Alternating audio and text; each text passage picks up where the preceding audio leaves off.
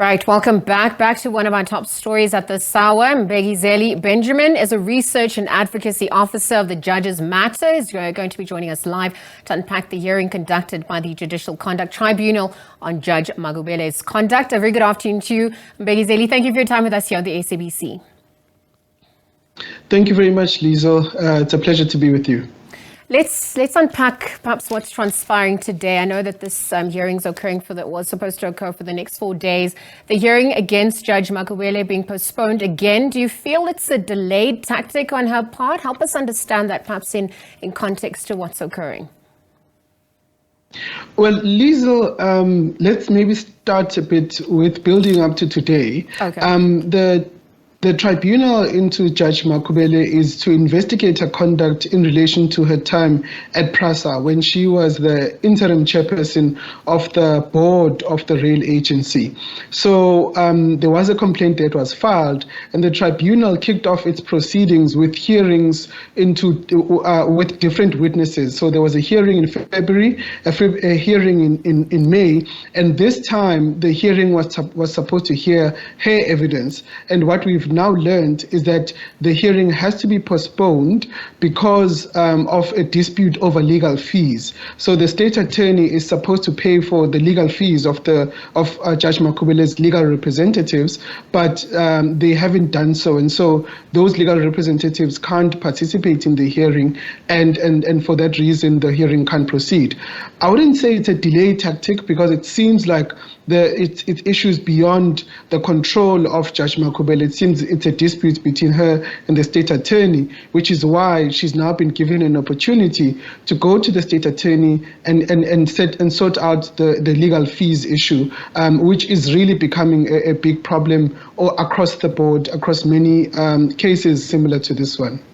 Thanks for that context. Perhaps then you can unpack the complaints against her. I know there's the first and second, perhaps these allegations against the Judge Makhubele, and really the link between the Makhubele trial and the Zondo Commission of State Capture and the significance of what is transpiring in this hearing.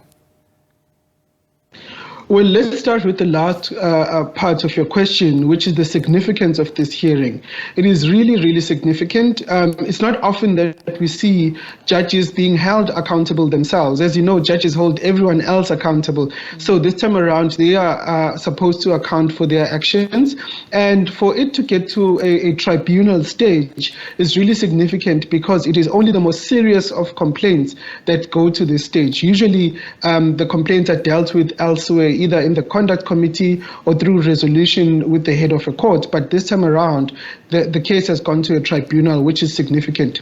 Now, going back to your question about the allegations themselves against the judge, well, there are two real allegations. The first one was that the judge was a judge and the chairperson of a parastatal at the same time. The law and the constitution is very clear that if you become a judge, you can only be a judge. You can't be anything else other than being a judge. And so the allegation is that she was wearing two hats at the same time, which is against the law. The second part of the allegations are that while she was at the PRASA, the Passenger Rail Agency, she involved herself in issues that some may say were involving state capture and corruption. And so the investigation, the tribunal investigation that is happening now is to figure out what extent did she get involved herself into those issues, and to what extent do they relate to corruption and state capture. The Zondo Commission did investigate part of this, but because the Zondo Commission was limited in its scope, so it couldn't really answer the question about whether a judge can be a parastatal chair or whether or not the allegations at PRASA can be a state capture necessarily. The Zondo Commission then recommended that some of these allegations be dealt with in this tribunal that we're supposed to be proceeding with this week, and then the other part of the allegations will be dealt with through a police investigation. But really, the bottom line is that this tribunal is really looking squarely at the judge and her specific conduct while she was at PRASA and shortly prior. Because in an article penned, some of the questions you pose or raise is, when does a newly appointed judge assume responsibility of the office. Judge Makhubele has denied the allegations at this point, arguing that she was with PRASA before she became a judge. And so perhaps as we look at the judicial misconduct system at large, and we're holding judges accountable, what are some of the concerns at this point in relation to the structural problems in the design and function thereof? Yeah, so the big problems are beyond this Makhubele tribunal, really. They are more systemic. And part of those problems that we've identified, that the process itself to hold judges accountable is too complex. There are just too many layers before we get to the truth of what happened. There are too many stages that make it very difficult for the process to go from start to finish in a quick space of time. This complaint alone against Judge Makhubele was filed in 2020, and 3 years down the line, we're still dealing with it. You will recall that the complaint against Judge Hlophe lasted for 14 years and is still unresolved. That's because the system itself is designed in a way that is too complicated. The other problem is that it's not resourced. So they aren't putting enough staff and resources and administrative support for this system to work as best as it should. And so that's part of the recommendations that we make, is that they should allocate more money and more staff to the system.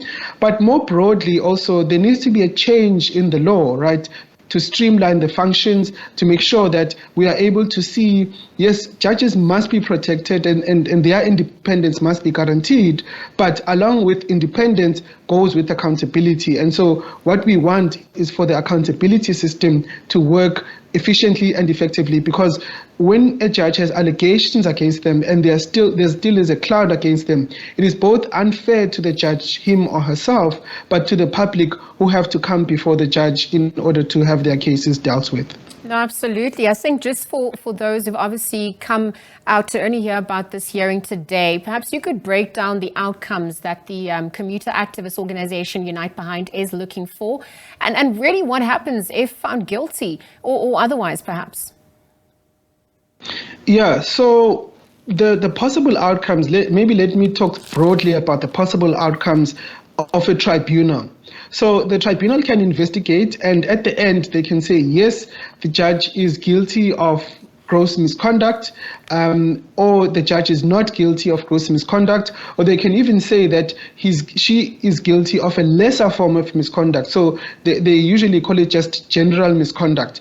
So if it's general misconduct, the possible outcomes would be a fine, an apology, or some sort of a warning letter issued to the judge.